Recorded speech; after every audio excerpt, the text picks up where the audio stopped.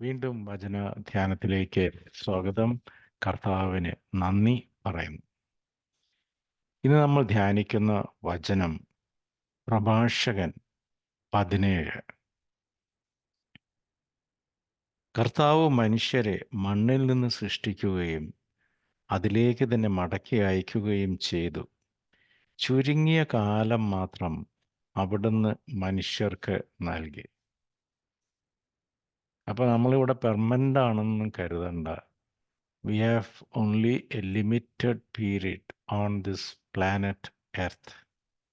അതായത് ഒരു 100 വയസ്സ് വരെ ജീവിച്ചാൽ 36,500 ദിവസമേ നമ്മൾ ഈ ഭൂമിയിൽ ഉണ്ടാവുകയുള്ളൂ.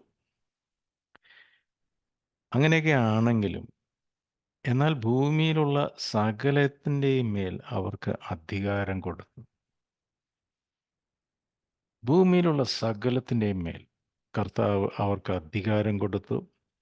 അവിടുന്ന് അവർക്ക് തൻ്റെ ശക്തിക്ക് സദൃശമായ ശക്തി നൽകുകയും തൻ്റെ സാദൃശ്യത്തിൽ അവരെ സൃഷ്ടിക്കുകയും ചെയ്തു.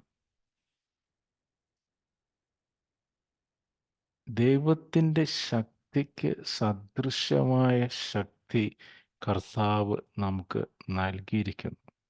അതുപോലെ തന്നെ ദൈവത്തിൻ്റെ രൂപത്തിലുമാണ് നമ്മളെ സൃഷ്ടിച്ചിരിക്കുന്നത്. എല്ലാ ജീവജാലങ്ങളിലും അവരെക്കുറിച്ചുള്ള ഭീതി അവിടുന്ന് ഉളവാക്കി. നമ്മുടെ ആകാരമൊക്കെ ഇത്രയേ ഉള്ളെങ്കിലും എല്ലാ ജീവജാലങ്ങൾക്കും നമ്മളോട് ഭീതി കർത്താവ് അങ്ങനെ സൃഷ്ടിച്ചു. മൃഗങ്ങളുടെയും പക്ഷികളുടെയും മേൽ അവിടുന്ന് നമുക്ക് അധികാരം നൽകി. അപ്പോൾ ഇതിനകത്ത് ഏറ്റവും ഇമ്പോർട്ടൻ്റ് ആയിട്ട് എനിക്ക് പെട്ടെന്ന് സ്ട്രൈക്ക് ചെയ്തത്, മനുഷ്യരുടെ മേൽ അവിടുന്ന് നമുക്ക് അധികാരം നൽകിയിട്ടില്ല. മൃഗങ്ങളുടെയും പക്ഷികളുടെയും മേൽ അവിടുന്ന് നമുക്ക് അധികാരം നൽകി. അവിടുന്ന് അവർക്ക് നാവും കണ്ണുകളും ചെവികളും ചിന്തിക്കാൻ മനസ്സും നൽകി. ഈ ചിന്തിക്കുവാനുള്ള മനസ്സ് മനുഷ്യർക്ക് മാത്രമാണ് കർത്താവ് നൽകിയിരിക്കുന്നത്. അവിടുന്ന് അറിവും വിവേകവും കൊണ്ട് അവരെ നിറയ്ക്കുകയും നന്മയും തിന്മയും അവർക്ക് കാണിച്ചു കൊടുക്കുകയും ചെയ്തു. ഒരുപക്ഷെ മനുഷ്യർക്ക് മാത്രമാണ് നന്മ തിന്മകളെ വിവേചിച്ചറിയുവാൻ സാധിക്കുക. തൻ്റെ പ്രവൃത്തികളുടെ മഹത്വം അവർ കാണുന്നതിന് അവിടുന്ന് തൻ്റെ പ്രകാശം അവരുടെ ഹൃദയങ്ങളിൽ നിറച്ചു. പരിശുദ്ധാത്മാവിനാൽ അവരുടെ ഹൃദയങ്ങളെ നിറച്ചു. അവർ അവിടുത്തെ പ്രവൃത്തികളുടെ മഹത്വം പ്രഖ്യാപിച്ച് അവിടുത്തെ വിശുദ്ധ നാമം സ്തുതിക്കും. പരിശുദ്ധാരൂപിയാൽ നിറഞ്ഞവർ ദൈവത്തിൻ്റെ പ്രവൃത്തികളുടെ മഹത്വം കാണുകയും ആ മഹത്വം പ്രഖ്യാപിച്ച് അവിടുത്തെ വിശുദ്ധ നാമത്തെ സ്തുതിക്കുകയും ചെയ്യും. അവിടുന്ന് അവരുടെ മേൽ ജ്ഞാനം വർഷിക്കുകയും ജീവന്റെ നിയമം അവർക്ക് നൽകുകയും ചെയ്തു. അവിടുന്ന് അവരുമായി ശാശ്വതമായ ഒരു ഉടമ്പടി ഉറപ്പിക്കുകയും തൻ്റെ നീതിവിധികൾ അവർക്ക് വെളിപ്പെടുത്തുകയും ചെയ്തു. കർത്താവിൻ്റെ നീതിവിധികൾ അവർക്ക് വെളിപ്പെടുത്തുകയും ചെയ്തു. അവരുടെ കണ്ണുകൾ അവിടുത്തെ മഹത്വപൂർണമായ പ്രതാപം ദർശിക്കും. അവരുടെ കാതുകൾ അവിടുത്തെ നാദത്തിൻ്റെ മഹിമ ആസ്വദിക്കുകയും ചെയ്യും. എല്ലാ അനീതികൾക്കുമെതിരെ ജാഗരൂകത പാലിക്കുവിനെന്ന് അവിടുന്ന് അവരോട് പറഞ്ഞു. അയൽക്കാരനോടുള്ള കടമ അവിടുന്ന് ഓരോരുത്തരെയും പഠിപ്പിച്ചു. നിന്നെപ്പോലെ നിന്റെ അയൽക്കാരനെയും സ്നേഹിക്കുക. അവരുടെ മാർഗങ്ങൾ എപ്പോഴും അവിടുത്തെ മുമ്പിലുണ്ട്. എല്ലാ മനുഷ്യരുടെയും മാർഗങ്ങൾ എപ്പോഴും കർത്താവിൻ്റെ മുമ്പിലുണ്ട്.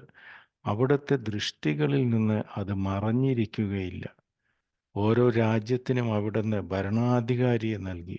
എന്നാൽ ഇസ്രായേലിനെ സ്വന്തം അവകാശമായി തിരഞ്ഞെടുത്തു. അവരുടെ പ്രവൃത്തികൾ അവിടുത്തെ മുമ്പിൽ സൂര്യപ്രകാശം പോലെ വ്യക്തമാണ്. മനുഷ്യർ ചെയ്യുന്ന എല്ലാ കാര്യവും കർത്താവിൻ്റെ മുമ്പിൽ സൂര്യപ്രകാശം പോലെ വ്യക്തമാണ്. അവരുടെ മാർഗങ്ങളിൽ അവിടുത്തെ ദൃഷ്ടി പതിഞ്ഞിരിക്കുന്നു. അവരുടെ അകൃത്യങ്ങൾ കർത്താവിൽ നിന്ന് മറഞ്ഞിരിക്കുന്നില്ല. അവരുടെ പാപങ്ങൾ കർത്താവ് വീക്ഷിക്കുന്നു. മനുഷ്യന്റെ ദാനധർമ്മത്തെ മുദ്രമോതിരത്തെ എന്ന പോലെ കർത്താവ് വിലമതിക്കുന്നു. അവന്റെ കാരുണ്യത്തെ കണ്ണിലെ കൃഷ്ണമണി പോലെ അവിടുന്ന് കരുതുന്നു. അവിടുന്ന് അവരോട് പകരം ചോദിക്കും. അവരുടെ പ്രതിഫലം അവരുടെ ശിരസിൽ പതിക്കും. അന്ത്യവിധി നാളിൽ അവരുടെ പ്രവൃത്തികൾക്കൊത്ത പ്രതിഫലം അവരുടെ ശിരസിൽ പതിക്കും. അത് കഴിഞ്ഞിട്ടുള്ള ചാപ്റ്റർ പറയുന്നത് അനുതപിക്കുക. പശ്ചാത്താപിക്കുന്നവർക്ക് തിരിച്ചു വരാൻ അവിടുന്ന് അവസരം നൽകും. ചഞ്ചല ഹൃദയർക്ക് പിടിച്ചു നിൽക്കാൻ അവിടുന്ന് പ്രോത്സാഹനം നൽകും. കർത്താവിലേക്ക് തിരിഞ്ഞ് പാപം പരിത്യജിക്കുവിൻ. എത്ര മനോഹരമായ വചനങ്ങളാണ്. നമ്മളെയൊക്കെ കർത്താവിൻ്റെ സാദൃശ്യത്തിലാണ് സൃഷ്ടിച്ചിരിക്കുന്നത്. കർത്താവിൻ്റെ പ്രവൃത്തികൾ ചെയ്യാൻ ഹെൽപ്പുള്ളവരായിട്ടാണ് നമ്മളെ, ശക്തരായിട്ടാണ് നമ്മളെ സൃഷ്ടിച്ചിരിക്കുന്നത്. ഈ ലോകത്തിലെ എല്ലാ ജീവജാലങ്ങൾക്കും നമ്മളെ പേടിയാണ്. നമ്മൾക്ക് എല്ലാ ജീവജാലങ്ങളുടെയും മേൽ അധികാരം നൽകിയിരിക്കുന്നു. നമ്മൾക്ക് വിവേചന ശക്തി നൽകിയിരിക്കുന്നു. നമുക്ക് നമ്മുടേതായ തീരുമാനങ്ങൾ എടുക്കാനുള്ള കഴിവ് തന്നിരിക്കുന്നു. ജ്ഞാനം നൽകിയിരിക്കുന്നു. നന്മയും തിന്മയും തിരിച്ചറിയുവാനുള്ള ശക്തി നൽകിയിരിക്കുന്നു. വേറെ ഒരു ജീവജാലത്തിനും അത് ഇല്ല. എത്ര എത്ര പവർഫുള്ളായിട്ടും എത്ര മനോഹരമായിട്ടും ദൈവത്തേക്കാൾ ഒരു പിടി താഴെ അവൻ്റെ രൂപസാദൃശ്യത്തിൽ അവൻ്റെ ദൈവസദൃശമായ പവറോടുകൂടിയൊക്കെയാണ് നമ്മളെ സൃഷ്ടിച്ചിരിക്കുന്നത്.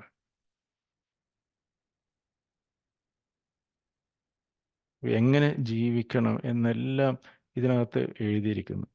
നമ്മുടെ എല്ലാ പ്രവൃത്തികളും കർത്താവ് കാണുന്നു. കർത്താവിൽ നിന്ന് നമുക്ക് ഒന്നും ഒളിക്കുവാൻ സാധിക്കുകയില്ല. ഈ ഒരു ചിന്തയോടെ നമ്മൾ ജീവിക്കുമ്പോൾ, കരുണയാണ് കർത്താവ് നമ്മളിൽ നിന്ന് ആഗ്രഹിക്കുന്നത്. സൽപ്രവൃത്തികളാണ് കർത്താവ് നമ്മളിൽ നിന്ന് ആഗ്രഹിക്കുന്നത്. പൂർണ്ണ ഹൃദയത്തോടെ കർത്താവിനെ അനുധാവനം ചെയ്യുക, കർത്താവിൻ്റെ പ്രവൃത്തികൾ കാണുകയും പ്രവർത്തിക്കുകയും പ്രഘോഷിക്കുകയും സ്തുതിക്കുകയും എല്ലാം ചെയ്യുവാനായിട്ടാണ് മനുഷ്യനെ ഇത്ര മനോഹരമായിട്ട് സൃഷ്ടിച്ചിരിക്കുന്നത്. സൃഷ്ടിച്ചത് ഇതിനു വേണ്ടിയാണ്. പക്ഷെ പലപ്പോഴും നമ്മുടെ കയ്യിലിരിപ്പുണ്ട്, അല്ലെങ്കിൽ നമ്മുടെ പാപം കൊണ്ട് നമ്മൾ ശക്തി ക്ഷയിച്ചവരും ദൈവത്തിൻ്റെ സാദൃശ്യം വിട്ട് പൈശാചികമായ ലുക്കൊക്കെ ഉള്ളവരൊക്കെ ആയിട്ട് നമ്മൾ മാറും. ഈ അധർമ്മികളുടെ മുഖമൊക്കെ ശ്രദ്ധിച്ചറിയാം. അതിനൊരു ഒരു ഒരു ഐശ്വര്യം ഉണ്ടാകില്ല. ഇപ്പം ഞാൻ ഒത്തിരി മനുഷ്യരുടെ ഫോട്ടോ എടുക്കുന്ന ആളാണ്. ഒറ്റ കാര്യം ശ്രദ്ധിക്കുള്ളൂ, മനുഷ്യൻ്റെ കണ്ണിലോട്ട് നോക്കിയാൽ തിളക്കമുണ്ടോ ഇല്ലയോ. ഒരു ക്രൂരൻ്റെ കണ്ണിന് തിളക്കമുണ്ടാവുകയില്ല. മയക്കുമരുന്നിന് അടിമപ്പെട്ടവൻ്റെ കണ്ണിന് തിളക്കമുണ്ടാവുകയില്ല. മദ്യപാനത്തിന് അടിമപ്പെട്ടവൻ്റെ കണ്ണിന് തിളക്കമുണ്ടാവുകയില്ല. വ്യഭിചാരത്തിന് അടിമപ്പെട്ടവൻ്റെ കണ്ണിന് തിളക്കമുണ്ടാവുകയില്ല. പാപത്തിന് അടിമപ്പെട്ട ഒരുത്തൻ്റെയും കണ്ണിൽ തിളക്കമുണ്ടാവുകയില്ല, മുഖത്തിന് പ്രകാശമുണ്ടാവുകയുമില്ല. എത്ര ദരിദ്രനായാലും ചിലരുടെ കണ്ണുകളിൽ തിളക്കമുണ്ടാകും, മുഖത്തിന് പ്രകാശമുണ്ടാകും. അതേസമയം എത്ര ധനികരാണെങ്കിലും എത്രമാത്രം മേക്കപ്പ് ഇട്ടാലും ചിലരുടെ മുഖത്തിന് ശോഭയുണ്ടാവുകയില്ല, കണ്ണുകൾ നിർജീവമായിരിക്കും. ഇതൊന്ന് ശ്രദ്ധിച്ചാൽ മതി. നമ്മൾ ഈ പലപ്പോഴും സോഷ്യൽ മീഡിയ വഴിയൊക്കെ പല പല ഫിലിം ആക്ടേഴ്സിൻ്റെയും മോഡൽസും അതും ഇതും അങ്ങനത്തെ നിശാ പാർട്ടികളും എല്ലാം നമ്മൾക്ക് കാണുന്നുണ്ടല്ലോ. ഇവരുടെയൊക്കെ മുഖം ഒന്ന് ശ്രദ്ധിച്ചേ. പലരുടെയും മുഖം അശാന്തിയുടെ വിളനിലമാണ്. കണ്ണുകൾക്ക് തെളിച്ചമില്ല. മുഖത്തിനൊരു ഒരു ഒരു ഒരു കാന്തിയില്ല. എത്രയൊക്കെ മേക്കപ്പ് ഇട്ടാലും ഒരു ഐശ്വര്യമില്ല. അതേസമയം എല്ലാവരും അങ്ങനെയല്ല. അതേസമയം അവിടെ നമുക്ക് കാണാം കണ്ണുകൾക്ക് നല്ല തിളക്കമുള്ളവർ. അപ്പോൾ ഇതൊക്കെ നമ്മൾ സൃഷ്ടിച്ചത് അതിമനോഹരമായിട്ടാണ്. അപ്പോൾ പലപ്പോഴും നമ്മൾ ജീവിതത്തിൽ നമ്മൾ തിന്മ തിരഞ്ഞെടുക്കുകയാണെങ്കിൽ, പാപാവസ്ഥയിലാണെങ്കിൽ ഈ ഐശ്വര്യമെല്ലാം നമ്മൾ കളഞ്ഞ് കുളിക്കുന്നു. ക്രമേണ ബലഹീനനായി അസ്ഥികൾ നുറുങ്ങി മറ്റുള്ളവർക്ക് വിധേയപ്പെട്ട് ഒരടിമയെപ്പോലെ നമ്മൾ ജീവിക്കുന്നു. അവസാനം നരകത്തിന് അർഹനായി തീരുകയും നരകതുല്യമായ ജീവിതം ഈ ഭൂമിയിൽ ജീവിക്കുകയും അവസാനം നരകത്തിലേക്ക് തള്ളപ്പെടുകയും ചെയ്യും. അതേസമയം ക്രിസ്തുവിൻ്റെ ദൈവത്തിൻ്റെ നിയമങ്ങൾ അനുസരിച്ച് ജീവിക്കുന്നവർ രക്ഷയിലേക്ക് നയിക്കപ്പെടും. അവരെ കാണുമ്പോൾ തന്നെ നമുക്കറിയാം.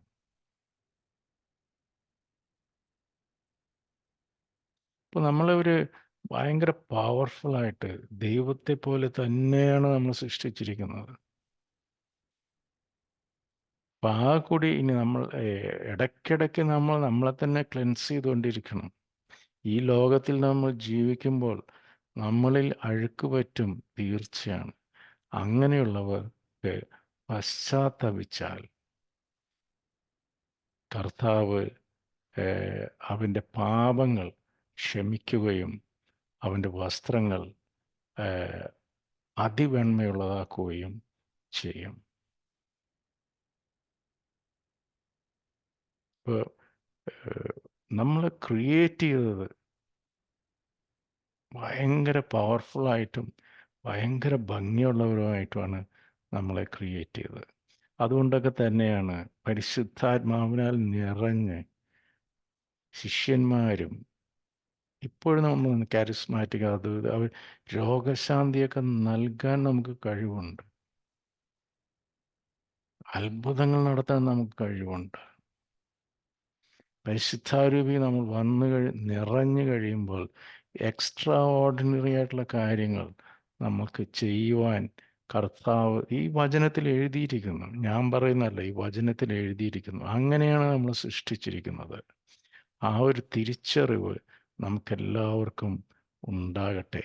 ആ മഹത്വത്തിന് അനുസൃതമായ ഒരു ജീവിതം, ആ ഒരു ഡിഗ്നിറ്റി, ഒരു ഡിഗ്നിഫൈഡ് ലൈഫ് നമുക്ക് നയിക്കാം. ഈ അങ്ങനെയുള്ള ക്രിസ്തുവിലുള്ള ആ ഒരു മനോഹരമായ ജീവിതത്തിലേക്ക് കർത്താവ് നമ്മളെ നയിക്കട്ടെ. അതിൽ കൂടുതൽ വളരാനുള്ള കൃപ കർത്താവ് നമുക്ക് നൽകട്ടെ.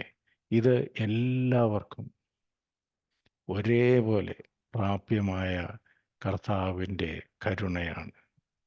ദൈവം നമ്മെ എല്ലാവരെയും സമൃദ്ധമായി അനുഗ്രഹിക്കട്ടെ, നമ്മളെ ശക്തിപ്പെടുത്തട്ടെ, നമ്മളെ ക്രിസ്തുവിൻ്റെ കാരുണ്യത്താൽ നമ്മുടെ പാപങ്ങളെ നീക്കം ചെയ്യട്ടെ. വീണ്ടും ധൂർത്തപുത്രൻ്റെ ഉപമയ്ക്കില്ലേ, വീണ്ടും കർത്താവിലേക്ക് തിരിഞ്ഞ് ഒരു രാജാവിൻ്റെ മകനെന്ന ഒരു സ്റ്റാറ്റസിൽ ജീവിക്കുവാനുള്ള കൃപയ്ക്കായി നമുക്ക് കർത്താവിനോട് പ്രാർത്ഥിക്കാം, പശ്ചാത്തപിക്കാം. ദൈവം തീർച്ചയായും നമ്മളെ സ്പർശിച്ച് അനുഗ്രഹിക്കും. ആമേൻ.